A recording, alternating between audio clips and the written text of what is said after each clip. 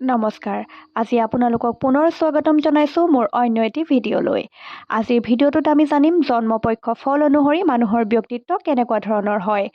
জনপ্ৰবাদ অনুসৰি আমি সকলোৱে শুনি আহিছোঁ যে শুক্লপক্ষত জন্ম হ'লে মানুহ বগা হয় আৰু কৃষ্ণপক্ষত জন্ম হ'লে মানুহ ক'লা হয়। আচলতে এইটো এটি ভ্ৰান্ত ধাৰণা। আহক আজি শ্লোকৰ যোগেদি আমি জানিবলৈ চেষ্টা কৰোঁ কেনেকুৱা ধৰণৰ হয়।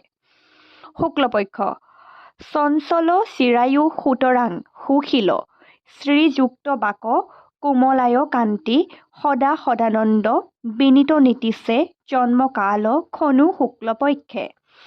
অৰ্থাৎ ব্যক্তি দীৰ্ঘায়ু হয়, চঞ্চল প্ৰকৃতিযুক্ত হয়, অথচ তেওঁলোক সুশীল হয়, সুবক্তা হয়, তেওঁলোক মোহনীয় শৰীৰ বা কোমল শৰীৰৰ অধিকাৰী হয়, অৰ্থাৎ শাৰীৰিকভাৱে তেওঁলোক বিশেষ সবল নহয়। তেওঁলোক বিনীত হয়, সদায় সুখী হৈ থাকি আনন্দ মনেৰে থাকি ভাল পায়। তেওঁলোক বাকপটু হয়, লক্ষ্যৰ প্ৰতি তেওঁলোক দৃঢ় বিশ্বাসী হয়, সামাজিক ক্ষেত্ৰত জড়িত হৈ থাকি ভাল পায়, সকলো কাম ভাবি চিন্তি কৰে, স্বাধীন চিতীয়া মনোভাৱৰ হয়। কৃষ্ণপক্ষ প্ৰলাপশীলো বিনয়ী চ লোল কলি প্ৰিয় চিউ কলুধৃত চ মনোভা বাধিক্য জুতু নিতান্ত শীতেতৰে জস্য জনস্য জন্ম।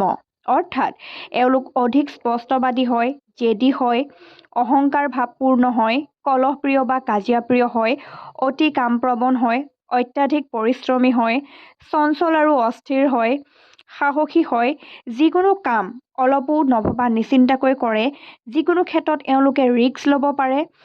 আৰু এওঁলোকৰ এটা বিশেষ শক্তি আছে, এওঁলোকে যিকোনো পৰিস্থিতিত নিগেটিভ এনাৰ্জি বা বিয়োগাত্মক শক্তি থাকিলে অতি সহজতে অনুমান কৰিব পাৰে আৰু এওঁলোকৰ ষষ্ঠ ইন্দ্ৰিয় বা যিটো ছিক্স চেন্স বুলি কওঁ আমি বহুত বেছি সক্ৰিয়, যিকোনো বিপদৰ আগজাননী এওঁলোকে অনুভৱ কৰিব পাৰে।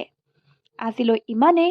যদিহে আপোনালোকে মোৰ ভিডিঅ'বিলাক চাই ভাল পাইছে তেন্তে অনুগ্ৰহ কৰি ভিডিঅ'টি লাইক, শ্বেয়াৰ আৰু মোৰ চেনেলটো ছাবস্ক্ৰাইব কৰি দিব। ধন্যবাদ। আৰু